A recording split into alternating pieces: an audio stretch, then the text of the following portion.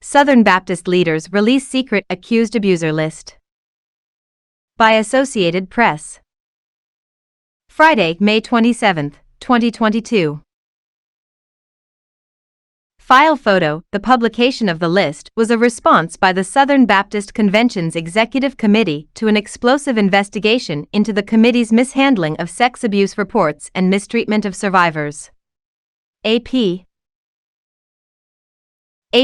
In response to an explosive investigation, top Southern Baptists have released a previously secret list of hundreds of pastors and other church-affiliated personnel accused of sexual abuse.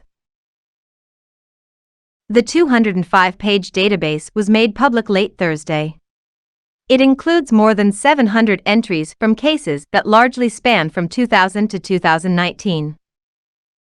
Its existence became widely known Sunday when the independent firm, Guidepost Solutions, included it in its bombshell report detailing how the Southern Baptist Convention's Executive Committee mishandled allegations of sex abuse, stonewalled numerous survivors, and prioritized protecting the SBC from liability.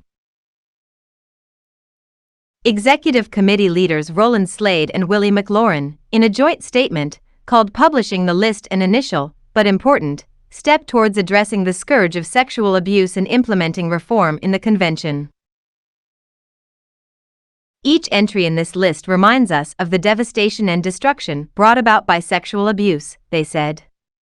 Our prayer is that the survivors of these heinous acts find hope and healing, and that churches will utilize this list proactively to protect and care for the most vulnerable among us. View the database. The Guidepost report, released after a 7-month investigation, contained several explosive revelations. Among them, D. August Bodo, the committee's former vice president and general counsel, and former SBC spokesman Roger Oldham kept their own private list of abusive ministers. Both retired in 2019. The existence of the list was not widely known within the committee and its staff. Despite collecting these reports for more than 10 years, there is no indication that Oldham and Boto, or anyone else, took any action to ensure that the accused ministers were no longer in positions of power at SBC churches, the report said. The Executive Committee did not make additions to the published list, but their attorneys did redact several entries as well as the names and identifying information of survivors and others unrelated to the accused, Thursday's joint statement said. They made public entries that reference an admission, confession, guilty plea, conviction, judgment, sentencing, or inclusion on a sex offender registry, and expect some of the redacted entries on the list to be made public once more research is done. The list also includes Baptist ministers that are not affiliated with the SBC.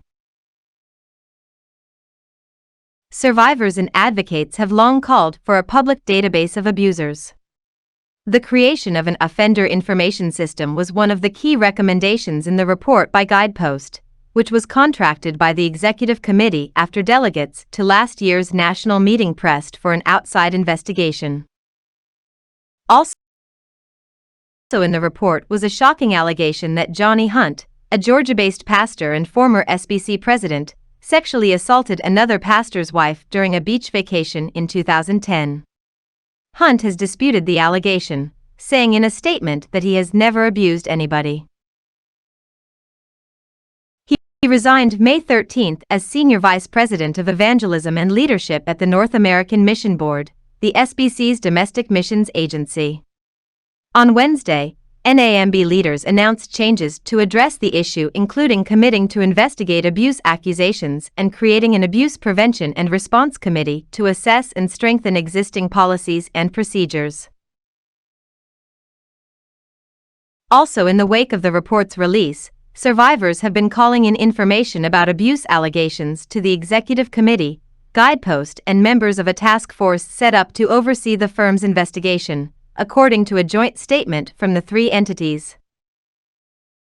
A hotline is now open for survivors, or someone on their behalf, to report abuse allegations, 202-864-5578 or SB Chatline at guidepostSolutions.com.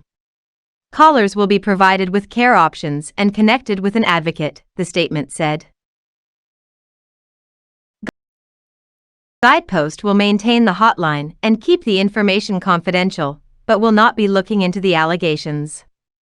The joint statement described the hotline as a stopgap measure for survivors until delegates can pass reforms during this year's national meeting scheduled for June 14 to 15 in Anaheim, California. The task force expects to make its formal motions based on the Guidepost report public next week. Those recommendations will then be presented for a vote in Anaheim.